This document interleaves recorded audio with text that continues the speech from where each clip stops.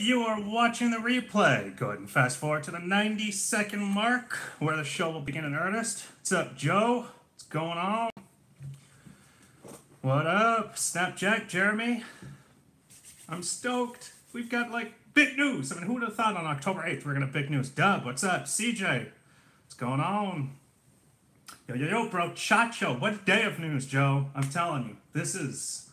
Who would have expected? Blessed Battle, what up? We will start in exactly 56 seconds. YouTube, you're right there. Facebook, Twitter, Periscope, you're all up there. It's time for celebration. My first reaction is... What? Here, hold on, let me do that again. What? That was kind of weird, but that's what I got. That's what I got. What up, brother? We're going to start in 34 seconds. What's up, Mike? YouTube, if you want to say hi, I'd love to call you guys out. Let me know that you are there. I'm not alone today. I've got Corey Miller, special guest extraordinaire with me. We will start in 21 seconds. What's up, Sean? What's going on? Are you driving, Sean? If you're driving and texting me, bad timing, that should have happened before the draft. 100% agreed. 100% agreed. I think I should have started at the end of last season. If this was going to be the plan, it should have happened at the end of the season. But we will get into that in 6 seconds. We're going to start the countdown at 5, 4, 3, 2, 1. Welcome to Valley of the Suns Live, the weekly edition. My name is Adam Maines. I'm your host. I'm your site editor. I am a friend of the Sun. And with me today, as I said a few moments ago, is Corey Miller, special guest extraordinaire. Corey, would you please say hi so we know they can all hear you? Hey everyone, happy to be here. What a crazy day. Crazy day. If you guys wouldn't mind, give me a thumbs up that you can hear Corey. I can definitely move the speaker. He is not obviously sitting with me as he is for our special draft shows. But let's get right into this panic trade. Ooh, okay, panic trade coming. Thumbs up. Okay, they can hear you, brother. Let's talk about this, Corey. I wrote about this a little bit ago. I know everybody's got this question now. It seems that owner Robert Sarver had a mandate that Ryan McDonough was to find a starting caliber point guard. He didn't do it. Okay, I mean, is that his fault? Is that the league's fault? Is there extraneous circumstances we're not aware? Who knows? I mean, we've heard some rumors today. You know, it could be any number of things. But that said, now Sarver today said on Burns and Gambo that for interim general manager now, James Jones, that finding a point guard is at the top of the list of what he needs to do. Is that a bad sign? For him to make that statement and say that as a priority, is James Jones going to make a panic trade within the next 9 days or at least, the first month of the season? Corey, what say you? Well, I sure hope not, because that was my initial gut reaction is that, hey, what's going to follow after this is we're going to overpay like crazy for Kadosic or someone like that. But again, if you take a step back and look at it, yeah, Sarver said point guard's at the top of the list. We all knew that. Yeah. It's like we've known that for a long time now, and so I'm Brian obviously knew that. I think one of two things probably happened. I think that it definitely seems like not having a point guard is what pushed us over the edge. Yeah.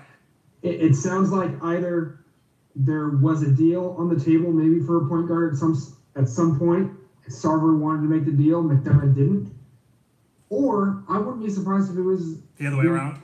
The other way around. Yeah. Where McDonough had a deal to go get a legit point guard, but it was going to take Josh Jackson, and Sarver said no, and said go find a point guard somewhere else without trading away a core or first-round pick. Yeah. And McDonough wasn't able to do it, and it just didn't work out. So I have a feeling we'll find out. I sure hope so. When a deal is made or not in the next week or two, because if it was because he wouldn't make a deal, you would expect a deal like that to be done before the start of the season, would you not? Oh, yeah, absolutely. You would totally expect something to be done. And that's part of the thing is, as you said, maybe Sarver kind of worked out a trade, or maybe Sarver had a target. McDonough was like, I'm not going to trade away, future assets, be it Josh Jackson, be it, a first-round pick, that kind of thing, just to kind of give us a point guard. He might have been very happy saying, Devin Booker, you're going to have to run point until I find someone that could be a full season. And at that point, that too could have been the key that Robert Sarver said, no, we're not running Devin Booker. He is my prized possession. He is my prized asset. Everybody says, well, he'll get too, exhausted. He'll wear out. He's only 21. I don't buy that argument, but, maybe they're treating with kid gloves. Fine. I'm okay with that. It could very well have been that some mandate was there that Ryan McDonough was not willing to follow through with. Real quick, we're 5 minutes in. Go ahead and please heart, please like, please retweet. We are live on Twitter. We're live on Periscope. We're live on Facebook. We're live on YouTube.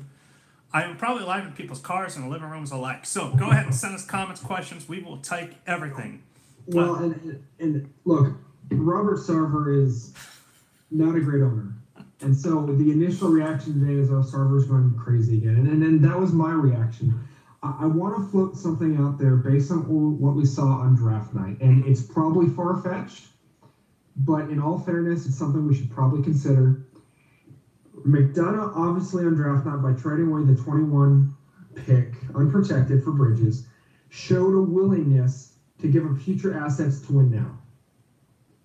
I got the impression on draft night that McDonough was saying, I know I only have a year left. I'm going to cash in the chips I've been saving up for the past couple of years to see if I can make a winner and get another extension out of this. Yeah. I wonder if McDonough came to the table.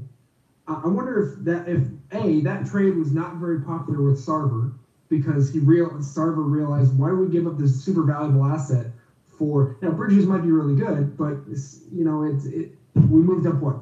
6 spots, or I think it was 6 spots. 5, 6, yeah, something like that.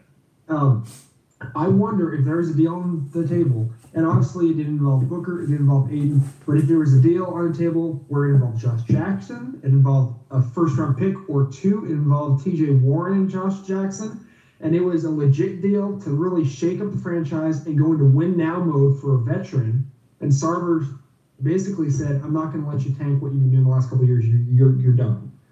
And I that's probably not what happened.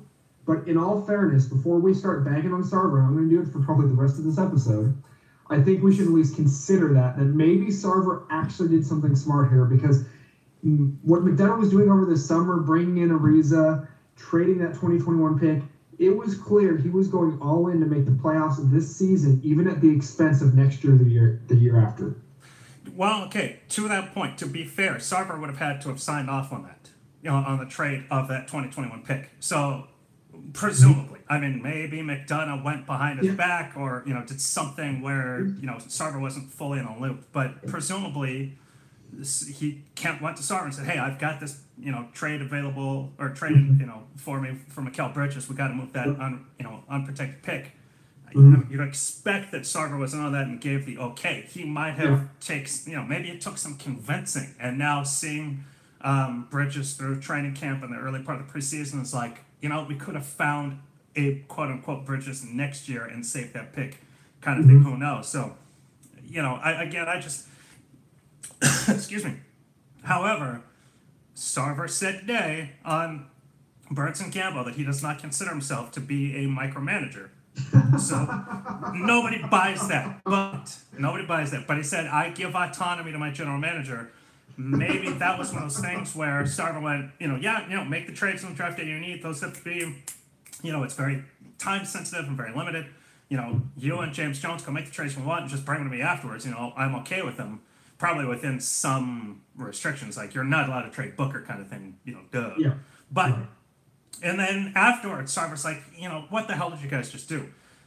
So maybe, it could have been something like that. It's, again, I mean, unlikely that he is that hands off, but he claims that he's not a micromanager. But all right, so now, and I'm a millionaire, but I just don't show it. Can I borrow $50 then? I've got. Now that said, Ryan McDonough is gone. So now let's see what movable assets right now. Okay, so somebody wants to know what are the movable assets the Suns have right now? Probably all 4 of the point guards. TJ Warren is there. If we make a deal for a point guard, I think the most likely asset to move is TJ or a first-round pick. Yeah, so you got they have all of their picks. Mikal Bridges will be tradable come December. Ryan Anderson will be tradable at the end of this month. Tyson Chandler has a contract that is tradable. I mean, he could be moved at any point. He would really only be moved for a large, to help kind of facilitate a large contract trade. Lexville on YouTube says that the Clippers are still the answer. Yeah, I mean, the Clippers have 2 point guards, Pat Beverly and Theodosic that, a lot of Suns fans have said, hey, why not them? So that they do definitely have some movable assets without having to move Josh Jackson. Warren and the Bucks pick are huge pieces. I'm not quite sure that the Bucks pick is that big of a piece, just simply because nobody knows where it's going to land, what year it's going to land. Obviously, nobody knows where the pick is going to be, but it might not, it almost will not for sure be this year. If anything, it'll be the summer of 2019. But so they do definitely have movable pieces. Do we think that Sarver would be okay and go for a big contract? I would think so, because it seems like he wants to win now. So again, the only like big point guard contract I could ever see them going after would be Damian Lillard. It's just how available might he be and when. Did the Suns complete the final chapter on how to ruin an off season? That is funny. Okay, but so now Ryan McDonough is gone. That chapter is closed in Phoenix Suns history. That ship has sailed, what have you. James Jones is now the interim head coach. We let's go back to that first question. Interim general manager. Thank you. We go back to that first question then, and that is, does he make a knee-jerk reaction? How long, at this point, should he wait to make any move? I mean, is Theodosic available for, the Bucks pick and something like that? Is there something small that's like, hey, this guy's at least been a starting point guard. He'll get us through 2018-19.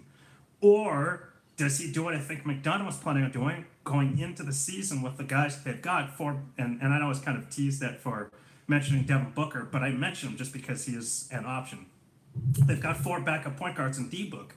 Does he go into the regular season and say, I got to give it a month, I got to give it 2 months, I've got to see what is available? And I love that question about Dave Griffin. We'll talk about that next. Do I see what's available and, kind of do again what I think Ryan McDonough is going to do? What do you think, Corey? Well, I would say I hope James Jones doesn't make a deal right now. If nothing else, if for no other reason other than the rest of the league is going to know if the Suns come calling, that they have to make a deal. Yeah. And so there's no position to bargain from. Yeah. I would wait. That doesn't mean you have to wait the trade deadline, but I would wait until at least November. Yeah. You got to make other teams think that you're okay going with your guys. Yeah. Because right now, this is all being aired in front of the entire league. It's pretty clear that if we come calling for a point guard, we're going to pay what you're asking. If that is indeed, what this mandate is and everything. A few of the names that you might be under consideration. You hear Spencer Dinwiddie from Brooklyn quite a bit.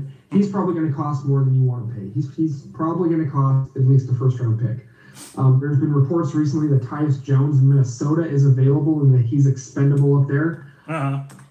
I don't know what the price for him would be. I would imagine it would be less than Dinwiddie. Yeah. So a couple of those names, along with the Clippers guys, obviously those have been well mentioned. I would probably expect the most likely outcome is James Jones goes and gets someone who we probably haven't talked about, maybe a lower ceiling starting point guard, just someone who can at least go in and fill in. Yeah. But again, I kind of hope nothing happens, at least for a few weeks, because I do too. I don't see a bargaining position for us right now. So we're asked by Joe, would they use their own pick next year? If you mean, use their pick to trade, I would say no. I would guess that pick is going to be untouchable, especially without a point guard. They're on, a starting quality or starting caliber quality point guard. I would guess that their expectations, they're not going to make the playoffs. So that then makes a lottery pick, which, you never know. By the way, we're almost 14 minutes in. Please go ahead and please heart, please like, please retweet. We're live on YouTube, Twitter, Periscope, and Facebook, as we are every Monday evening at 6 p.m. AZ for Valley of the Suns Live. I hope they don't really make a deal. And again, you could start Isaiah Cannon if they don't waive him. You could start Isaiah Cannon at point guard. He started for Phoenix last year, played pretty well. He was started in the past. He started 1 or 2 playoff games for the Chicago Bulls a few years back. So it's plausible. Where does the McDonough didn't want to give up next year's pick? And that's, so then going back to that, is that trade piece, movable? Again, I would personally expect not, without some major restrictions, which then makes that pick less appealing to other teams. Let's just say that the Suns said, okay, insert team here. We want your point guard. We'll use our pick, but it's got to be lottery protected. They're like, well, then we don't want it, because then you're going to be trading a future bad pick, because you would expect that, the Suns are going to make the playoffs, or by the time the pick becomes available, the Suns will have been playoffs, and therefore it'll be a lower pick. So, yeah, somebody did mention, why can't Markieff shut up already? he tweeted, I saw that Mike James came out hard today, man. I was not expecting that. That was kind of a surprise. What did James say? Markieff Morris said that, thank God the Suns finally fired him. But what did Mike James say?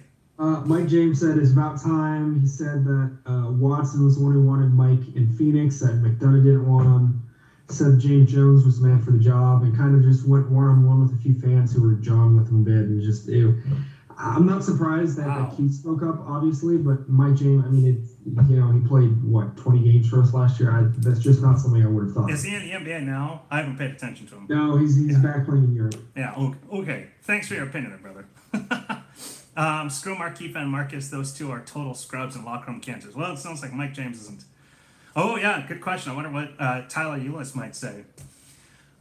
So right now, the Suns' direction for this season, at least, nearby. Oh, let's see. Crazy question. Let's say Sarver didn't care who was drafted number 1 overall and Ryan picked Luka. Would he still be the GM in Phoenix? Ooh. I don't know if that's a crazy question. I think that's pretty smart because Luka would have been the point guard.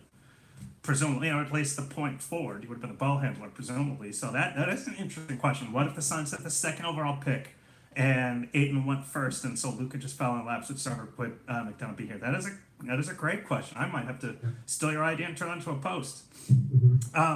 So now here we got the Dave Griffin question I wanted to talk about. For right now, James Jones is the general manager. And again, in his interview with Burns and Gambo, Robert Sarver said, I'm not in a rush to find a new general manager. He's going to give James Jones some time. He said, right now we're going to just focus on the near term and get just to get the roster set for the regular season. And again, could that be finding another a starting caliber quality point guard and just saying, okay, we're going to move forward? Who knows? It could still be we're going to sit on our laurels like Corey and I both believe they should do until at least November. But should the Suns have an open selection process and look for another general manager right away, and even include James Jones, but while James Jones is on the job, go out and talk to former Sun. He was the assistant general manager, I believe. Dave Griffin was the general manager for Cleveland, won a title there. Former general manager Brian Colangelo. I would love it. I think it'd be a fun story. Former Philadelphia 76ers general manager. Sam Hinkie, another former Philadelphia 76ers general manager. There are a bunch of other names. I would think right now with the current direction that NBA teams are going in regards to general managers, look at Elton Brand, just came out of nowhere and was hired by the Philadelphia 76ers, so maybe this job is kind of James Jones's to lose. But, McHale could be an option. Please not. I hope not. They might just, interview anybody. Pedro says, screw it, let's hire Charles Barkley. People have been wanting Charles Barkley for 20 years. I think that would be great. Should they have...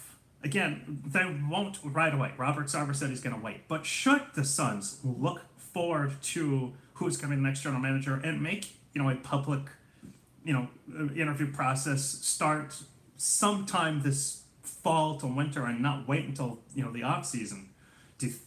What should they do in the interim for their search for general manager?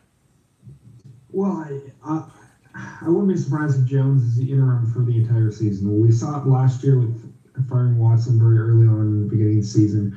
Triano was given the reins for an entire year, and then they went out and found their guy after a whole season and seeing who's available at the end of the year. Right now, you have guys who are not in a position who are available now.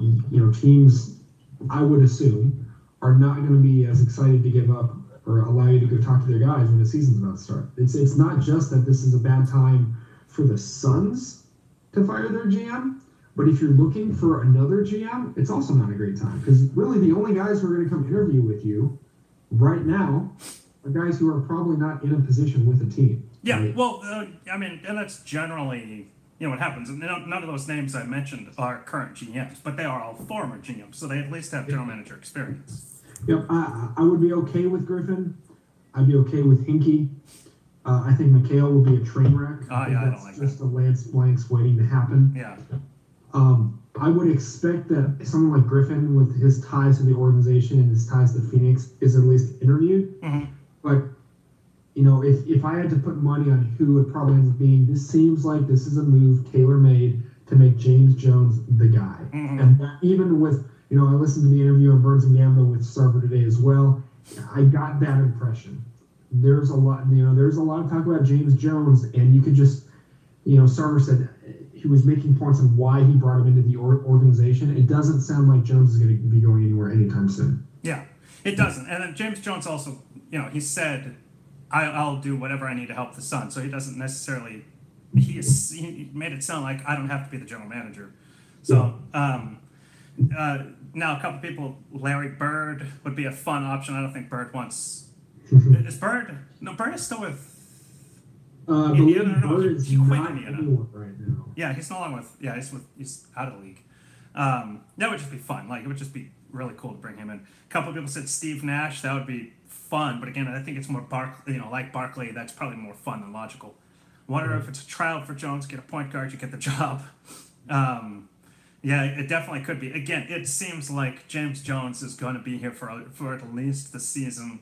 I find it unlikely that Sarver would say around December, regardless of what James did. If around December, then Sarver said, "Okay, we're going to now do an open kind of interview process." That if it doesn't do it right away, he's not going to do it until June, May or June. Bird is just a consultant. Sarver does love hiring someone he already has staff on, cuts costs. Well, not only that, but he also likes bringing people back from the past. Igor Kokoskov, for instance. This is just weird, although it makes me think Jones probably was in control of drafting. Mark West is another name here.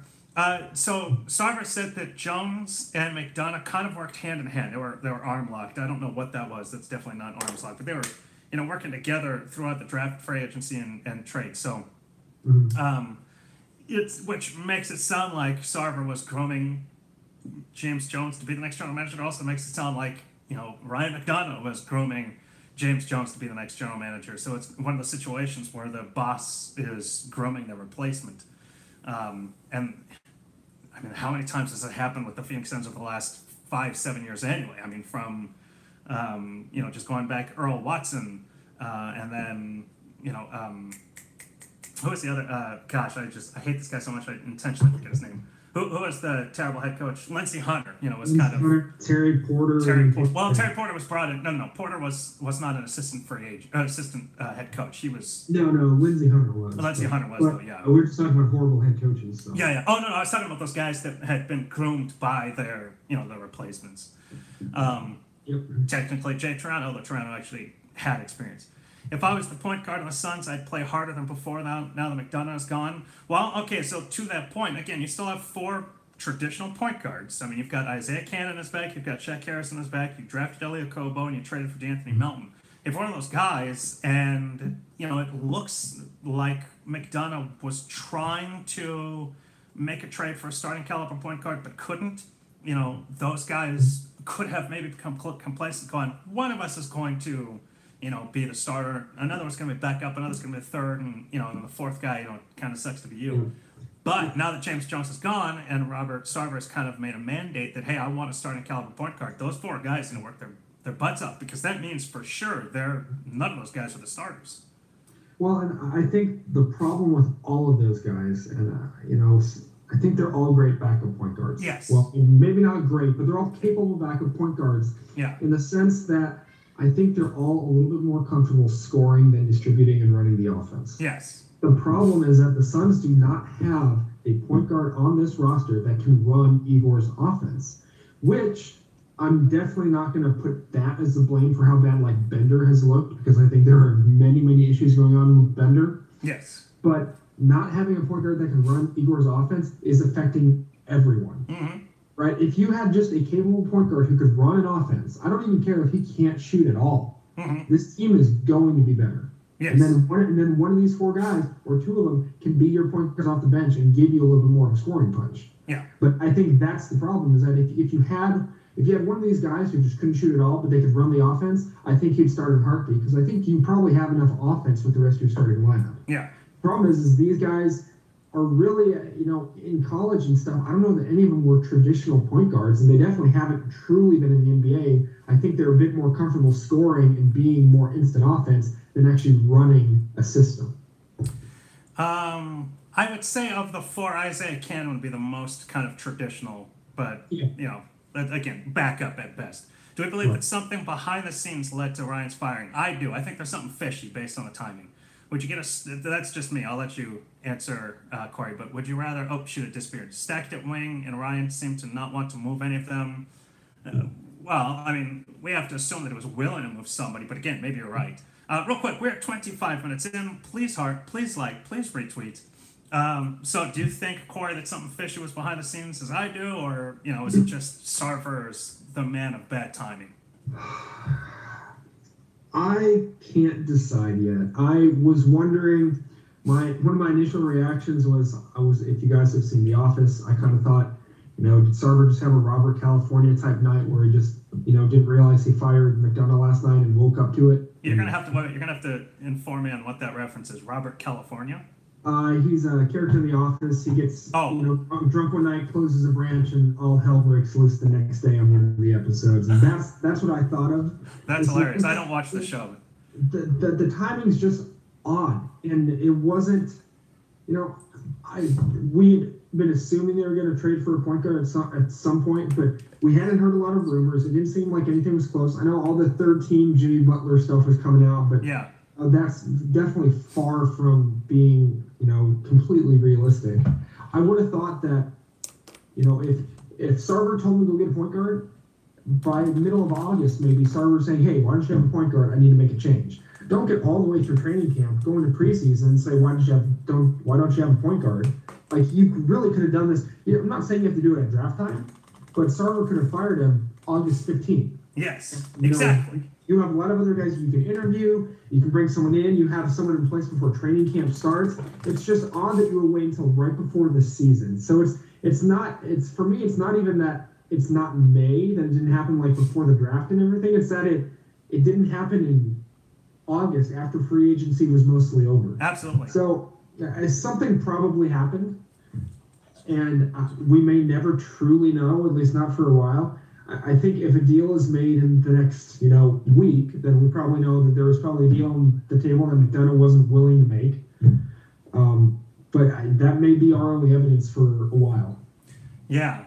So a commenter just made a point that Sarver wanted another another general manager to be that winning general manager, the general manager that takes the Suns to the next level.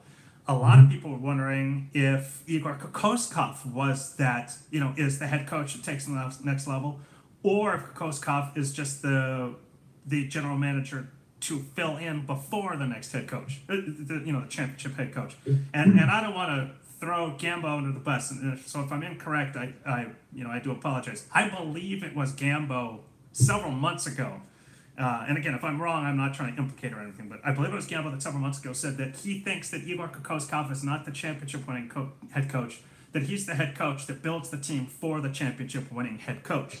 So then I wonder, was Ryan McDonough the fill-in before the championship-winning general manager, or will, say, James Jones or whoever the next general manager, whoever that might be, will they be the fill-in for the general manager that finally wins the title, or at least brings them to prominence? I suppose I can't just guarantee a championship since they've never won one in 51 years. But I do question it. It seems like they're just in such flux, and we thought they actually had some stability here, and now it's just that's all out the window. And my concern is not. I think that the next time the Phoenix Suns are in the playoffs, I think Igor is their coach. Okay. Yeah. Now, the next time they're in the finals, like maybe someone else, because I think that, this is and for us as Suns fans and Suns analysts, this is something we haven't really gone through before. This is a complete rebuild. Yeah. We haven't made the playoffs in 8 years. Yeah. Going back and making the playoffs, the first time, we're not going to be in the Western Conference Finals or the finals the first time we get back in the playoffs. Yeah. We're going to be a 6 or a 7 seed, maybe an 8 seed. We might win a game. We're probably going to get bounced, but that's going to be a stepping stone, yes. Especially for all these young guys we have on this roster. And so my concern, actually, I don't, as much as I would love to say that that's going to happen this year, I saw someone say, Aiden is looking really good. Do you think the Suns are going to be back in the playoffs sooner? Define soon. I can see it maybe next year. I don't think it happens this year. I would love it if it did. I don't think we're there yet. Yeah. I think we have one more year. I think we're going to be promising, but we have one more year to build. But you start looking at, since 2010, the coaches we've had: Gentry, Lindsey Hunter, Jeff Hornacek, Earl Watson, Triano, Igor now. And then you think about the general manager, the front office people that we've gone through: Lance Blank, Steve Kerr, Lon Babby, McDonough now. Like, I'm kind of concerned that, part of me is concerned that Igor and James Jones are not the ones that paved the way for the guy. They're the ones that paved the way for the guy who's going to pave the way for the guy. Precisely. Because Sark just keeps going through people left and right. Yeah. This franchise has just been in flux for so long. And again, I go back to the point where when they won the lottery, when they were able to get Ayton, and then after Ayton had a good summer league in which he averaged a double-double, hashtag pray for Booker, that's funny. And then pray for us, come on. Pray that Booker wins for us. And then now through 3 preseason games, where Ayton has looked every bit as, potentially dominating as we all hoped. I thought this team was really settled. The situation just felt settled. Yes, they didn't have a starting quality or caliber point guard, but I never believed that that guy was that far off. It just felt like, okay, they'll get him sometime this season. Maybe they have to go one more year without one, but who knows what happens at the trade deadline. And that's the other thing. There's the November deadline where free agents sign before a point suddenly become available. There's the December deadline where that second tier becomes available, and that's then where the whole league is available for trade, and the draft picks are included in one of those. And then there's, of course, the trade deadline.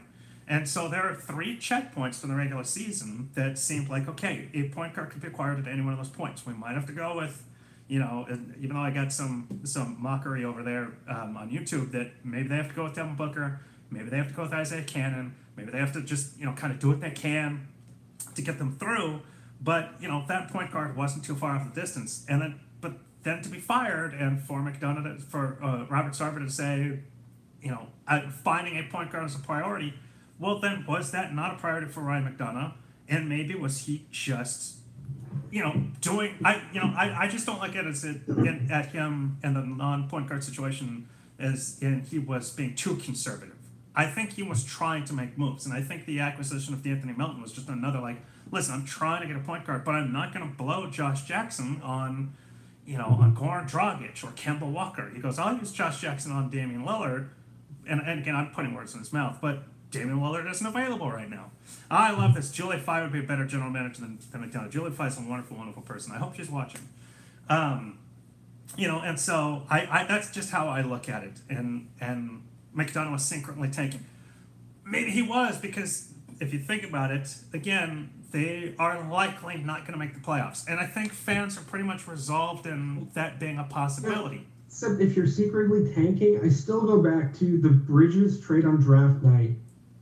Yes. Maybe I'm going straight conspiracy theorist here, but if you look at McDonough's track record, the first 4 years he was here, everything was based on collecting future assets. And he collected a pile of them. Oh, yeah. Now, there was the trade deadline fiasco with Isaiah Thomas and Dragic and 3 years ago. We know how that worked out, right? Yeah. That didn't go well, but he still pulled assets out of that trade. Yes. Bridges' trade didn't feel like that. That felt like, Bridges is still supposedly a prospect who can come help you now. Yes. Maybe not necessarily as a starter, yes, but he is ready now. He's an older college prospect. He's ready to go. Yes. And giving up an unprotected future pick, which was probably our most valuable asset, seemed like it was being contradictory to everything he had done the 4 years prior to that. And so that's why I think, again, I might be alone in this. I wonder if McDonough had a huge trade on the books that was going to blow up the young core, and it was going to bring in a starting quality point guard, but maybe more of a veteran point guard. I don't think it was Lillard, because I don't think Lillard's being shopped by Portland, but someone maybe in that atmosphere, and it was going to cost Josh Jackson and TJ Warren and multiple first-round picks, and who knows what else. Anything basically short of Booker and Ayton, he was ready to go pull the trigger, and Robert was basically said, I'm not going to let you blow up what we've waited the last 5 years for. That's, I don't know. I keep coming back to that because this just feels weird. It definitely feels. Go ahead. Sorry. No, that was it. Okay, no, it definitely, the timing feels weird. I mean, again, you're 9 days before the regular season. Why did you do this a month ago, 2 months ago, 3 months ago? Next season, the Suns are going heavy after starting trading in one possession book grenade. But to my point, though, in that, so maybe he wasn't secretly tanking, but once again, he also might have, it might have been a, Robert, I'm tanking, we're not going to make the playoffs one more time. I don't want a point guard. I want to develop these guys. I want Booker to run it, whatever. And Robert's like, no, screw it, done. But the difference between is that McDonough is going to, or Robert Sarver sans Ryan McDonough is going to miss the playoffs the same as Ryan McDonough on the Phoenix Suns was going to miss the playoffs. But McDonough was probably going to have a worse pick, giving the Suns a better lottery pick, giving the Suns one more fantastic asset to either use to select somebody or use to trade for somebody. Whereas if James Jones does make a trade for a starting caliber quality point guard, then he's going to trade young assets to do it, which then you lose those assets, and then that draft pick is just presumably going to become a little bit worse, making it slightly less valuable. And so Ryan McDonough, maybe what happened was that they had a come to Jesus moment last night, and McDonough said, and Sarver said, "Why the hell haven't you got me a point guard?" He's obviously aware of phone calls. He goes, "Why haven't you got me Goran Dragic? Why haven't you got me Tyus Jones? Why haven't you got me Theodosic? Why haven't you got me blah, blah, blah, blah, blah?" And McDonough's just saying, we're not going to make the playoffs. Let's just run with what we've got one more time. If a big-time free agent or point guard trade falls in my lap, sure, I will take it. If Damian Lillard becomes available, yes. Or if Pat Beverly becomes available for a second-round pick, which seemed to be the rumor, I will make that trade. But in the meantime, I'm not going to lose future assets or waste future assets for a get me over point guard, and I'm not going to kill our draft stock that might end up being that one more big time piece. Yeah. And then Robert said, "You know what? It's just no longer good enough." And so maybe what this was a difference in finally the difference in philosophy. The problem, though, and what makes this feel even more strange, is that it seemed to be the combined philosophy. Otherwise, like as you mentioned, why did Sarver give McDonough an extension last year? I mean, what was it, 3 years, 4 years? I mean, it didn't come into effect until this season anyway. So it just seemed like, hey, we are on the same page as tanking. Well, this would have been one more year of quote-unquote tanking, or at least kind of half-assed tanking, which just meant decent draft pick, one more missed playoffs, and no veteran starting quality and caliber point guard. So it's definitely clear that something happens. I completely agree with you on that point. It wasn't just a normal weekend, a normal Monday morning, and Robert Sarver decided to fire McDonough. Yeah. Right? Like something, we were so close to the season. I do not believe Sarver was willing to have McDonough run everything during the summer, run training camp, and just say, you know what, I'm going to pull the rug out from under him a week before the season starts. Now, I think definitely things came to a head, philosophies clashed, and regardless of who was on what side, something happened. Now, if you're Ryan McDonough, let's be honest.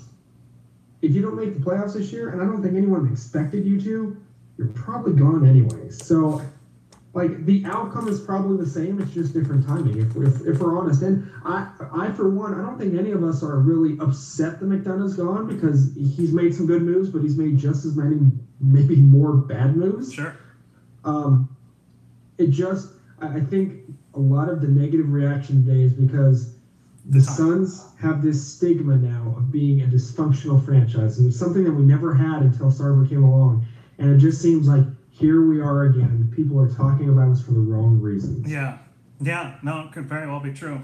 You know what? By the way, real quick, we are almost 40 minutes in. Go ahead and please retweet. Just, for those of you who maybe are tuning in for the first time, Valley of the Suns Live streams on YouTube, Twitter, Periscope, and Facebook every Monday evening at 6 p.m. AZ. It goes for usually about an hour and 10 minutes, but on game days like today, I will cut us off at 7 o'clock, and, it'll take us right up to tip-off. So, against Suns Warriors at 7, right? I am correct. Aren't I? Or is that tomorrow? Suns Warriors, I believe it's 7:30. Oh, it's 7:30? Okay. If somebody do me a favor and just triple check that for us, and if so, then I'll take us till 7:10 as normal. Now, a fan just made a point.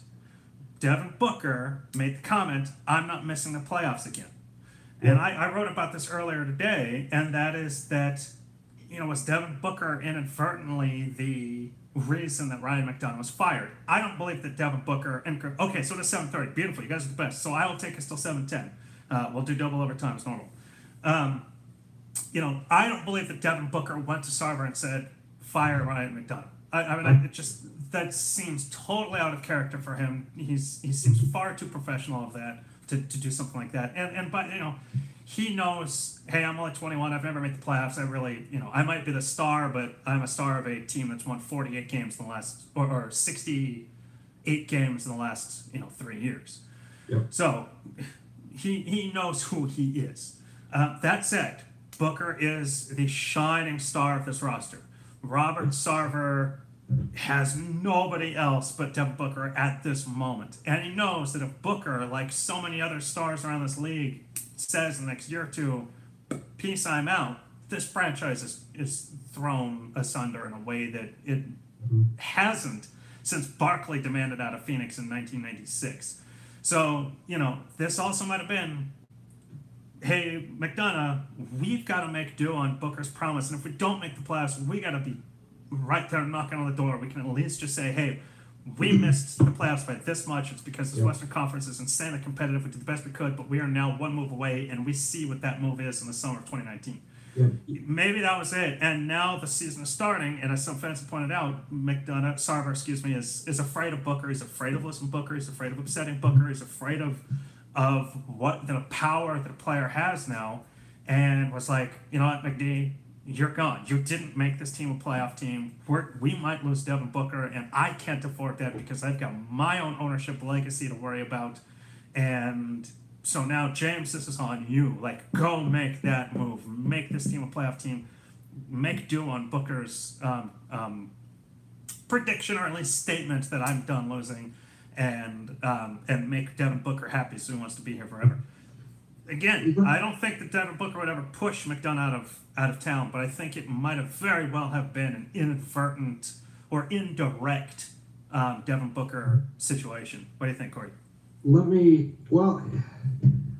It definitely could be. And, something I noticed today that surprised me a little bit is, and I'm going to answer your question by asking a question.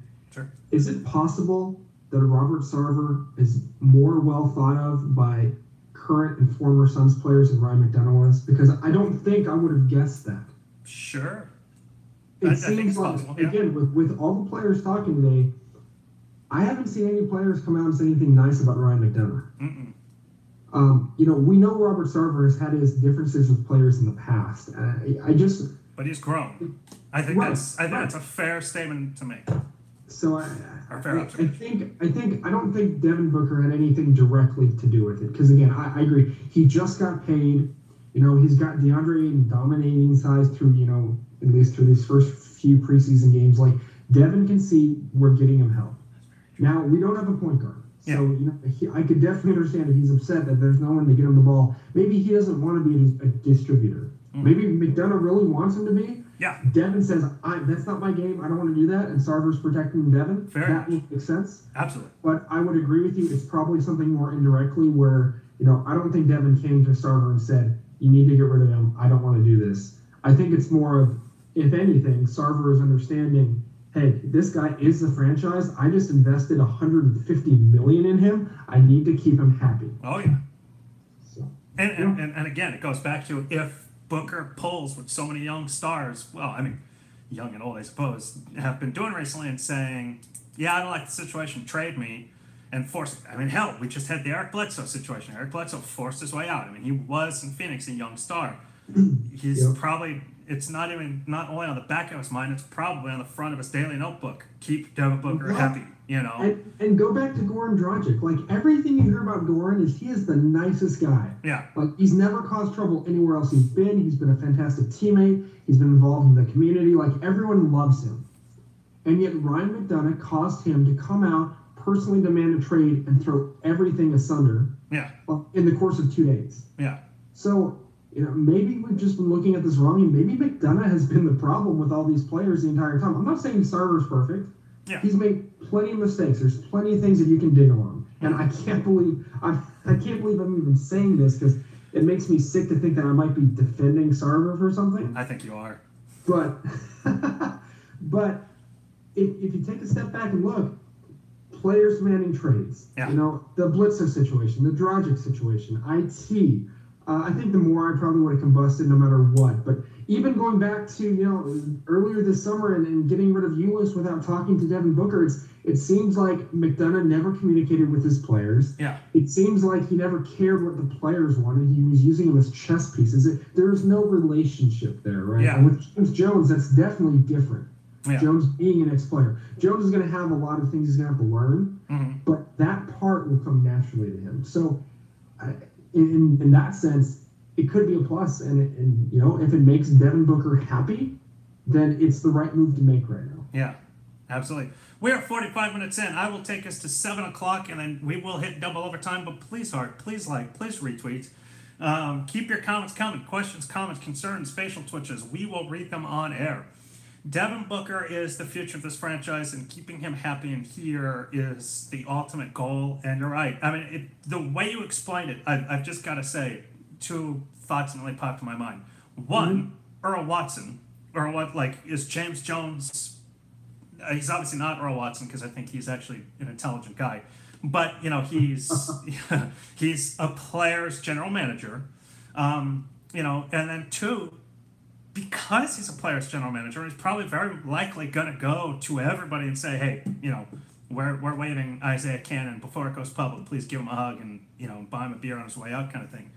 And so because of that, does that mean that if James Jones just doesn't screw up, you know, if he doesn't do something to just, you know, totally cause his franchise to implode, if he's just like, stay the course, is he guaranteed an extension because of that ability to relate to and communicate with players? Because the thing about it is let's say, okay, James Jones isn't the future. Let's say it's Eric Hinkie. Let's say it's Brian Colangelo, or Sam Hinkie, excuse me. Let's say it's Brian Colangelo. Let's say it's Dave Griffin. Let's say it's anybody, you know, Kevin McHale, whoever. Those guys have not been here. And even though everybody now knows, everybody in the basketball world now knows, Ryan McDonough was not good at communicating with players, and these tweets on you know, social media, or these posts on social media are obvious proof of it.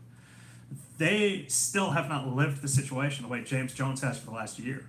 And so James Jones has first-hand experience going, I know what not to do, and that's not piss off the players. I know what I have to do, and that's communicate with the players. Like, these are my boys. These were my, you know, some of them might have been teammates. I'm not exactly sure if he played with anybody on the roster, but it's like he was a part of the, you know, the brotherhood of NBA players.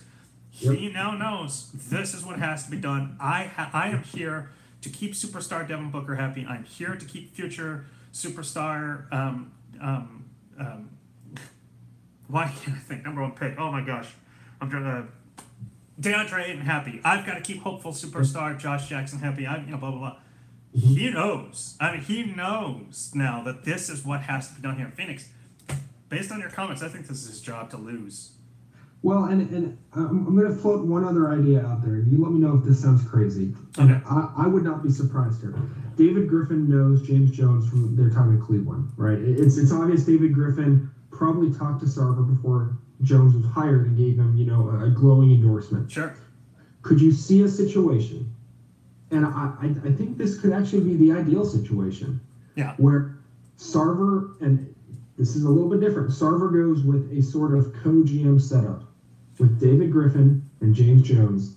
Jones acts as the intermediary between players and management, and David Griffin goes and kind of works more of the actual roster construction and stuff. Obviously, Jones is still involved in all the decisions, but you would see Jones really being more of the conduit between management and the players, which I think would be fantastic.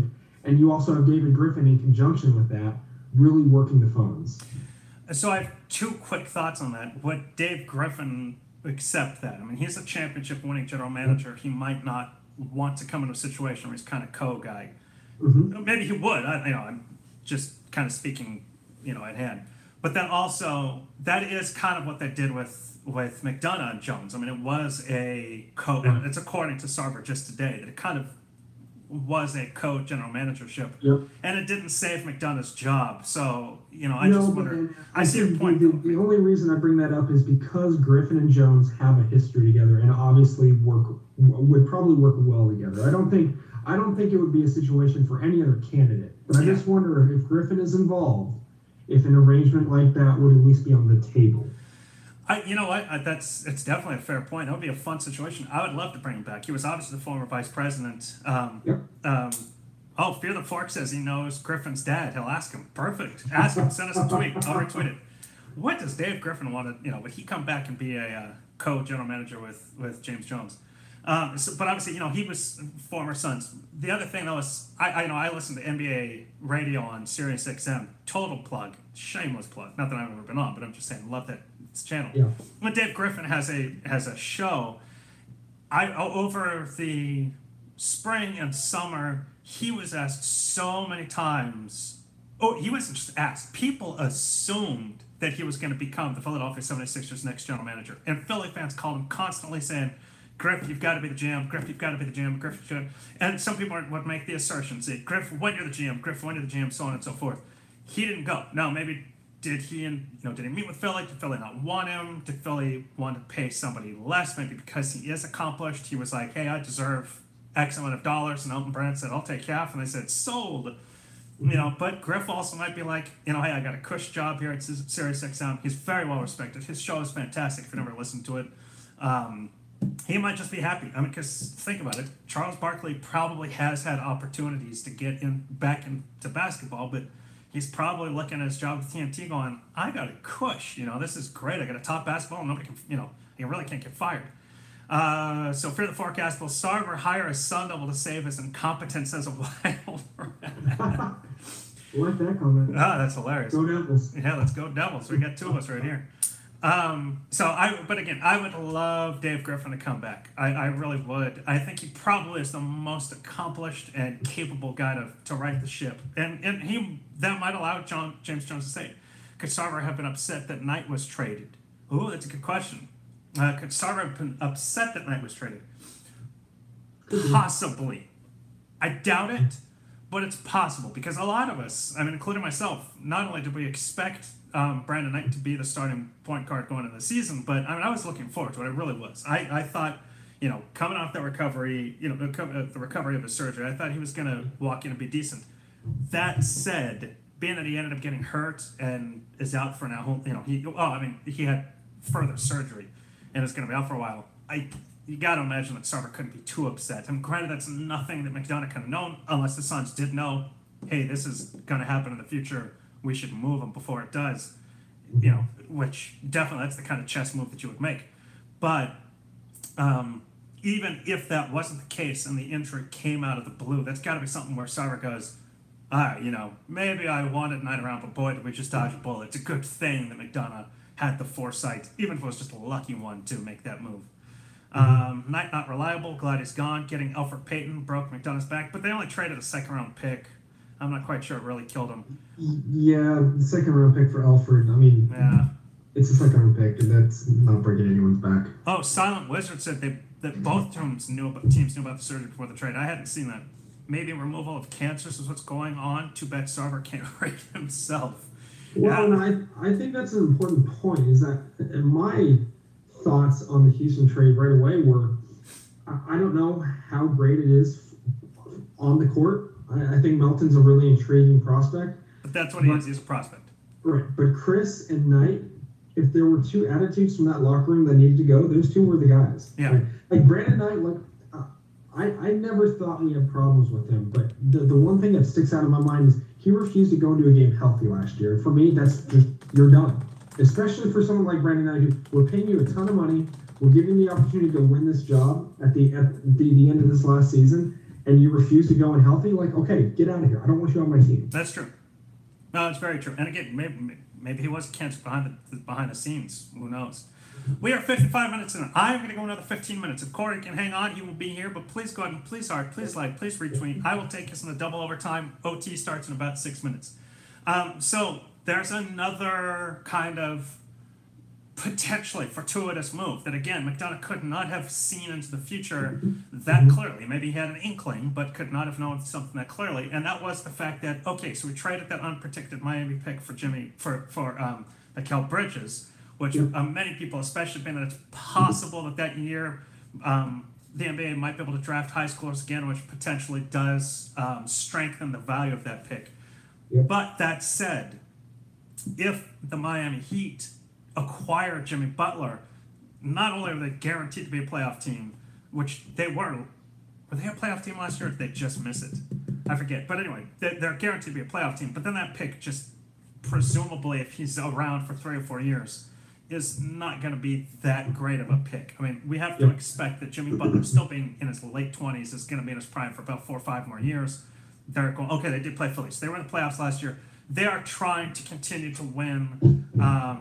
And so that you'd have to assume that pick is not going to be that valuable pick. So he probably thought, and again, he couldn't see the crystal ball and go, they're going to get Jimmy Butler. But he had to have known they're also not tanking, because that does not seem to be the Miami way. And, the East is, LeBron's no longer in the East. It's going to be hard to miss the playoffs in the East if you're a decent team. And Miami right now, they have talent, and they're going to have talent for at least a few more years. And you're right, if they get someone like Butler, they're right back in it. And the other thing with Miami, they've been in every big-name free agent or trade over the last couple seasons. So even if it's not Butler, they're probably going to get someone at some point. Players like playing in Miami. So I think the best hope for that pick was a late lottery pick. And I kind of think that pick is going to end up being somewhere around 20, if I had to guess. Yeah, I agree. And again, he would have known, at least presumed, yes, Miami is going to continue to kind of push for playoffs. And in the Eastern Conference, it's unlikely that conference is going to be that difficult. And, and so he could not have predicted Jimmy Butler, which hasn't happened, by the way. I'm speculating because it seems like it was pretty close, and where there's smoke, there's fire. But if they do get Butler, then that pick really just becomes, great, they've got another late first-round pick. What are you going to do with it? Not a whole lot. Most likely point guard we target in the next week, if at all. That's a great question. Who do they most likely target? I mean, one of the Clippers guys. Yeah, Theodosic or Pat Bev. Between those two, I hope it's Beverly. Personally, let me look something up real quick. Do you know off the top of your head? So I've got Patrick Beverly's contract up, and $5 million 1 year left, I believe. Okay, yes, 5 year. This is last year, so it's an unrestricted free agent after this year, and then Theodosic. If I even have any clue how to spell his name, I don't. How do you? Teodosic. Okay, perfect. Oh, I'm adding H. How much longer does he have? I'll have it here. I don't know. I think it's more than a year, possibly. No, it's 6.3 this year, and then that's got to be like a rookie contract. So will it become an unrestricted free agent? I think he's still in. So either way, yeah. So either way, they are. They're both unrestricted free agents. So that's the thing. And again, Ryan McDonough, as it was reported, who knows the absolute truth of this, Ryan McDonough tried to get Pat Bev. I don't know about Teodosic, but he tried to get Patrick Beverly for a second-round pick, and so I'm not going to give up a first for someone who is an unrestricted free agent, potentially could be leaving the team after the season. And you know what? I agree with Ryan on that. 100%. I won't give up a first for 1 year Pat Beverly. Absolutely. Especially when we're probably still not going to make the playoffs with him. Yeah. Oh, no, absolutely not. Which again goes back to my initial point was Ryan McDonough just, was he just was he wishing for something that was impossible? I think that McDonough's position in not wanting to trade youth and assets for a veteran who might not be around for a while, I think that's intelligent. And if it means losing 1 more year, you gotta wonder, would Devin Booker say or think not good enough, or would Devin Booker say, no, that's cool, I get it, I want to win long term, I'm not just in to make the playoffs once and then, hey, I made it, all right, now I can lose the next decade. No, he wants to be there for 10 years. And if that means putting off winning 1 more year, when he accepts, who knows? But now, so does James Jones call the Clippers and say, hey, Milwaukee's first-round pick is on the table now. Then maybe it wasn't. We don't know when it'll be, but at least we know it's a first-round pick. Or does he say, hey, I'll trade ours, but it's highly protected, or I'll give you our 2020 first round pick where we expect to be better. Does he, raise the ante, raise the bet, or what have you? Does he call Miami, get Dragic? Although that have to be part of a bigger trade. You cannot trade Ryan Anderson until October 3rd. I think it's either October 31st or November 1st. And I also don't think Ryan Anderson has a lot of trade value with that contract, unfortunately. No. Houston's trying to get rid of him for a while. But the difference, the thing though, is that both he and Goran Dragic are similar in contracts, which might allow a one-for-one swap, and also are both 2 more years. So at least, it's if Miami, for whatever reason, is trying to just get rid of Goran Dragic, and maybe they've got somebody else they want to run or what have you, maybe they would accept that kind of swap just contractually. Totally might not be. I'm just pure speculation, but what does James Jones do that Ryan McDonough was not willing to do? We'll certainly find out. Looking back, was not trading the number 4 pick JJ for Kyrie a bad move for McDonough? Very well could be. Not acquiring Kyrie Irving might very well be another kind of domino that led to his eventual firing. But there you go. Is that Eric? Believes, Kyrie would have left, and it's very possible. So that's the thing. What if Josh Jackson is a stud 20-point scorer for the next decade, but Kyrie, leaves after 2 seasons? Then does Ryan McDonough get fired? Yeah, probably. If Kyrie was here, the way we're not getting DeAndre Ayton, very likely. Yeah, they don't get the number 1 pick. So, and again, hindsight being 2020, those are the kind of steps that we are now able to look back on and gone, had they done this, then this would not have happened. But at the same time, if they had done that, might they have got Jimmy Butler? Might they now have the possibility of Kyrie Irving, Devin Booker, and Jimmy Butler, and now are they a championship contender, or at least a conference title contender in the West? So again, we can see based on where history has led us what moves prevented moves that have occurred, but we also don't know what moves prevented moves from ever occurring, if that makes sense. Do you think the Suns? Do you think that if the Suns had acquired Kyrie Irving, Corey, that Ryan McDonough has a job? Do I think McDonough's still here? Yeah, maybe. Do I think that the franchise is better off long term? Probably not. Yeah, that's true. Look, Kyrie's great, and it's tough because we have all these great superstars we've been linked to over the past, 2 off seasons. But the problem is that with the youth of Booker, with the youth of Ayton, if you get Kyrie last year, you don't have Ayton now. Yeah. Because you're going to win more games, and you're not going to get the first overall pick. So is McDonough here? Yeah, probably. But now you're probably an 8, a 9, a 10 seed without the next 8 seasons, right? So I think we made the right move there. Yeah, I agree. McDonough did what he was supposed to do. Honestly, he came in, he tanked hard, he got assets, he started getting star players. In the last couple drafts, he's really gotten some core guys. He did what he was supposed to do. The problems are, he struck out with Bender and Chris. And Len. He didn't do very well with Len either, but that draft was terrible. And, everyone can say, yeah, you should have drafted Giannis. Well, 15 teams passed on Giannis, so we weren't the only ones. Oh, yeah. I think that McDonough had a few good trades. I think he got fleeced on a couple others. I think the biggest thing that this comes down to is McDonough being unable to have a relationship and communicate with his players. Yeah. If I had to guess, I would say that Sarver finally realized in this league, this is not the NFL, this is not Major League Baseball. In this league, if you don't get along with your players, if you don't respect them and communicate with them, they will leave. And they have the leverage. This is a star player-driven league, more so than any other professional sports league in the country. Yeah. And Sarver, I don't think he realized that a decade ago. I think he's starting to now. So, McDonough did what he was supposed to do, but at the end of the day, McDonough's good at tanking. I don't know if McDonough would have ever got us to a championship. I don't think that probably would have ever happened, no matter how many years we would have given him. Yeah. Well, and there it goes back to that point a little bit ago. It was McDonough, the general manager, that leads to the general manager that is the championship contending general manager. Was he ever going to be a championship type GM, or was he just a building block? Yeah. Sarver's characterization of team as end of rebuild is a bit much given the issues persisting. To that point, yes. So today, Robert Sarver said the rebuild is over. I tweeted it out. I forget the exact quote, but he did say that. And to that point, he went into last season and on opening day told the players, "You are a playoff contending team or a playoff team." Told that to Burns and Gambo. Burns and Gambo laughed and said, "What?" 3 games later, 5 days later, Earl Watson is fired, Eric Bledsoe demands out, and the season goes to hell.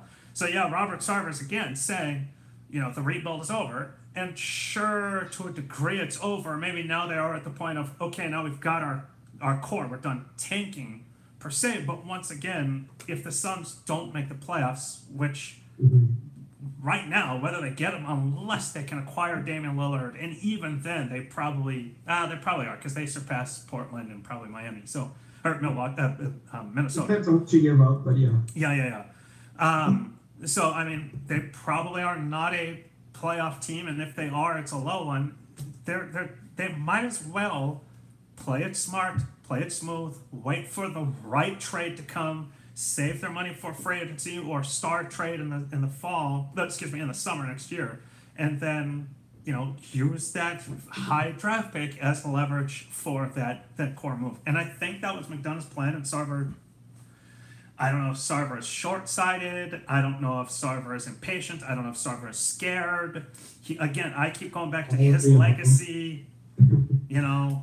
So he's obviously never. He would literally have to win. I don't even think one title.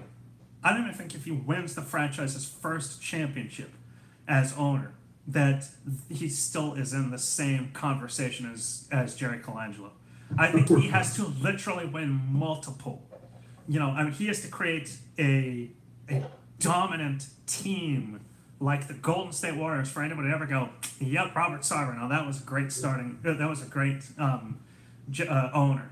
So I think he worries about that. I think he knows, hey, I'm getting older. I'm going to sell the team next year, 5, 10 years, whatever. I have a legacy. I don't want to be known as the worst owner, in franchise history. And he's like, it's just time to win. But the problem is he might be pushing it a little bit farther and a little bit faster than it's possible to go. Well, and the big difference between Colangelo and Sarver, I agree with you. Just getting a title doesn't put you into a Colangelo atmosphere. Yeah. Difference is that Jerry, number one, convinced big-name free agents to come to the Valley, and he took care of his players. Yeah. Number two, Jerry hired and retained great staff.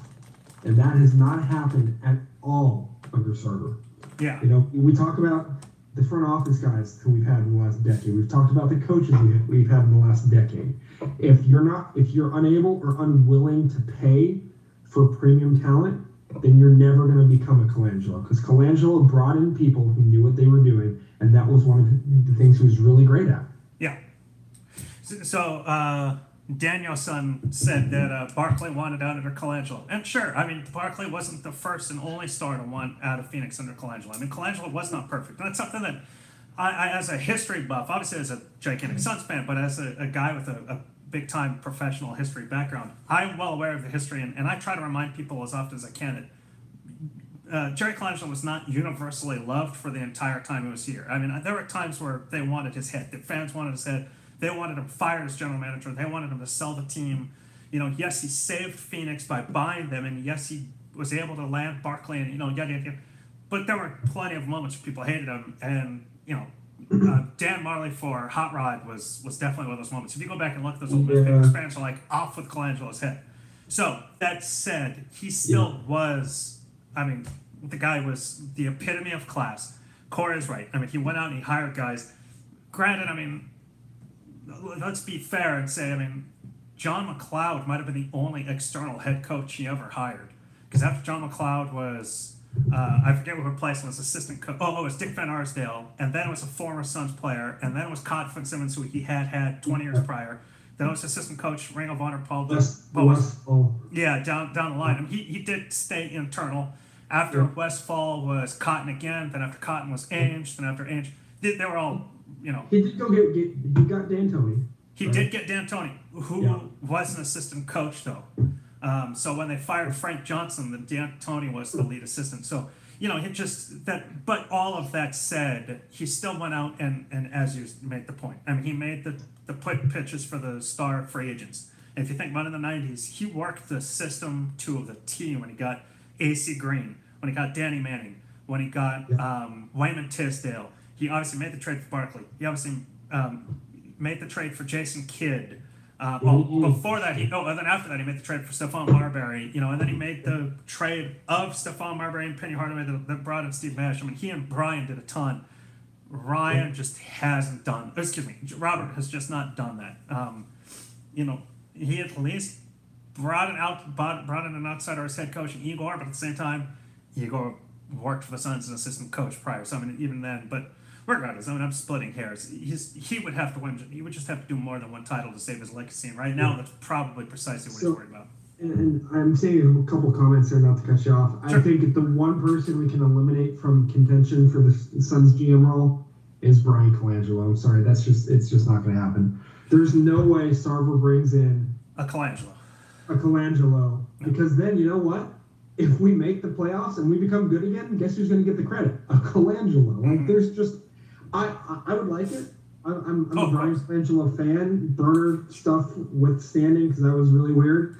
I think he's a good. Executive, a good guy to have in your front office.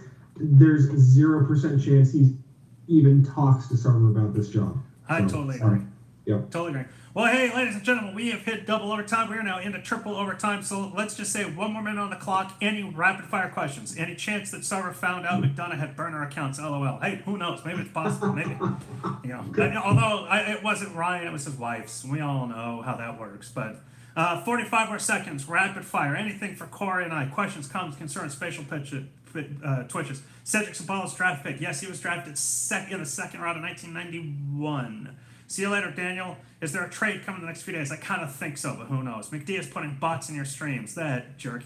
McDonough should have been fired for the 2015 trade deadline. A lot of people might think that. That was three-team trades in a matter of 15 minutes. That's just incredible. What do I think was the last straw? Probably with a point guard. Who's the number one target? B, probably somebody from the Clippers. Dragic, Walker, Rose, and Wall. No, but that's just me. Point guard book a run hour 4. I want point guard book, but you know I now get mocked for that. I say it so often.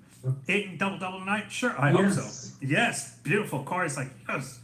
Is it Dragic in the Phoenix? I just don't see it because of the contracts, but I could be wrong. I can't believe just finding out about Ryan McDonough's firing. I know. How did you not know? You should have been following me. I think Sarver was pressuring McDonough to make a deal for point guard and got impatient, but it was right. Very possible. 2020 playoff thing, or 2020 hindsight. Daniel House Jr. going to do self-alley-oop against us, that would be hysterical. I would retweet that. We should have traded for Porzingis. I saw a couple of those Porzingis. I don't remember, after Phil Jackson was fired, I don't think there's any chance that the Suns acquiring Porzingis. Are we really dysfunctional, or is that the national media talking? No, I think they're dysfunctional. Yes, I do want to see U.S. play tonight, and with that, let's wrap it up. We got the Phoenix Suns playing the Golden State Warriors in 16 minutes. I will be back here 1 week from today at 6 p.m., Corey will definitely be back. He is guest star extraordinary. We'll have him back very soon. I do want to try to get another guest coming up very quickly. So we've got some things percolating over here. It was supposed to be Bledsoe 4th for Porzingis. I mean, if that was offered and McDonough didn't take it, I would have, he should have been fired then. Something tells me New York should never do that. At the airport before he gets home. Say that one more time. Should have been fired before he even got home. Yeah, exactly. All right, well, thank you very much. We are live at 6 p.m. Monday evenings on Twitter, Periscope, YouTube, and Facebook. Please follow us. Please join us every week. And with that, let's go Suns. I love you all. Peace. Thanks, guys. Thank you. Close. And YouTube, your last. See ya.